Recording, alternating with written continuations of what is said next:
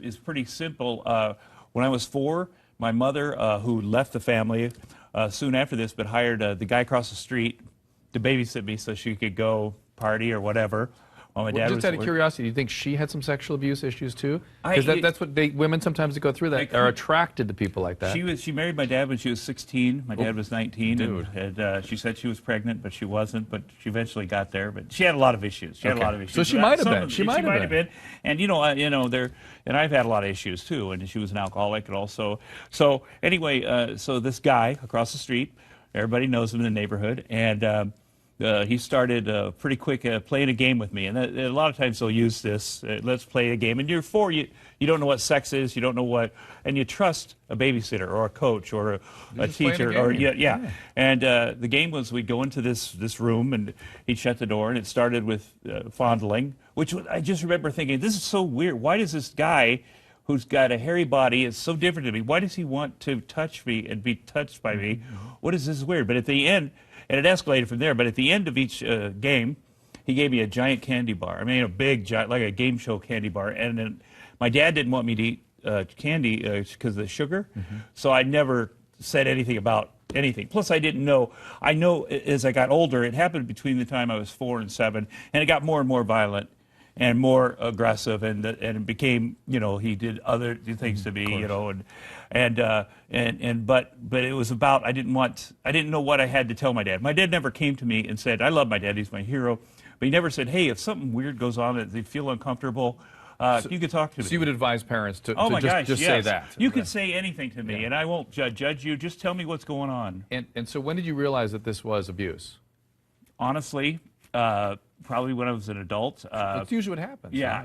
It went on till I was 7, and like I say, it got worse. And there was a couple times where my dad almost discovered it. My mom left the family soon after this, so my dad was raising us by himself. And I remember one night he'd make me wash my hair. I didn't want to wash my hair. We were in the tub, and he noticed I was bleeding from my behind, and he said, "Oh my God, Tommy, what's this?" And I said, "Oh, that's poison ivy.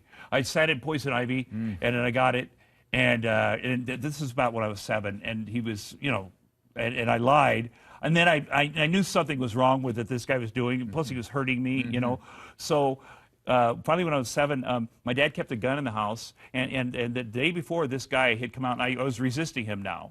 And he said, my dad pulled up right in front of his house, and he got out his gun, and everybody in Iowa had guns back then, and he pointed at my dad and said, I could kill your dad anytime here.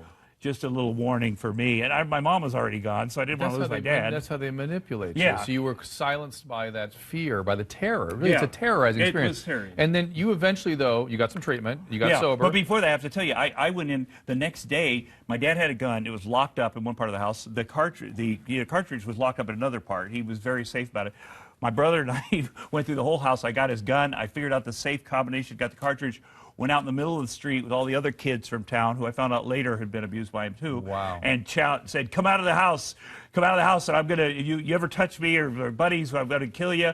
Wow. And then my dad gets a call at the office. Tommy's got a gun in the middle of the street. Wow. Well, and he comes screeching home, and I didn't even tell him then. I just said I got in a fight with this guy, and, and it's like, what are you doing? You could kill people. You don't know how to use a gun? What do you, but it did end then. It ended, and then you actually went back and confronted this guy. Because I think people have a fantasy that if you go back and confront your abuser, magically everything will be better again. It doesn't ever, rarely works like that. It's like yesterday when I was talking on the phone with your producer, she said, you got to slow down. I said, I could feel my heart beating, and I was sweating. Well, you're revivifying the experience. Yeah, it's, even though I've talked about it before, and it's a long time ago, it's still there, and I've dealt with it as appropriately as possible. But it's somehow your status, I know it wasn't great for you, but it's satisfying to those listening that you went back and went after this guy. Right. And you put signs up about him. It's a great story. I went back, we got about a minute and a half. A minute and a half. So, okay, here's the deal. So after I went to rehab in 1989, and when you're in rehab, you go through a lot of issues, and they ask you ever been abused. Which is very common. Yeah, a lot of the alcoholic addicts abuse. And I said, well, yeah, I guess I was, and it was more clear because I wasn't drunk. Yeah. And so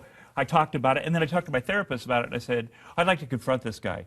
So I got a private eye. I found him back there. I worked with a therapist for 6 months. I didn't just want to go back and beat him up and then get arrested. Found him, went to the place where he worked. He was a big church leader. He owns a big company back there. He was adopting kids. He was about to adopt his 4th boy. Oh. And confronted him at his place of work, and it was very nice. And then I said, have I done enough? I went over across the street to the state capitol and begged the governor of Iowa to stop his adoption. He said, I can't. That's illegal. Get out of here. And anyway, the adoption ended up falling through, thank God. And then I had my farmhands for 6 weeks put up posters kid high of the guy's face, his name, his address, his crimes, 6 blocks around his house every week for about 6 weeks, so that all the other kids in his new neighborhood would be warned, because they don't quit, as we know. Yes. So I just wanted the word to be out. Well, I appreciate. Listen, so we got a few seconds left. The message, though, to those out there that may be suffering alone, feeling ashamed that they caused this, because kids think that it's their responsibility, is to please speak up. I mean, Tom, go ahead and you tell them. I just want to say something. When I went back to Ottumwa and was gathering information before I confronted this guy, a lot of the kids I grew up with, some of them were ashamed because they thought it was a gay thing, that these guys were raped by this guy who was an adult, and we were just kids.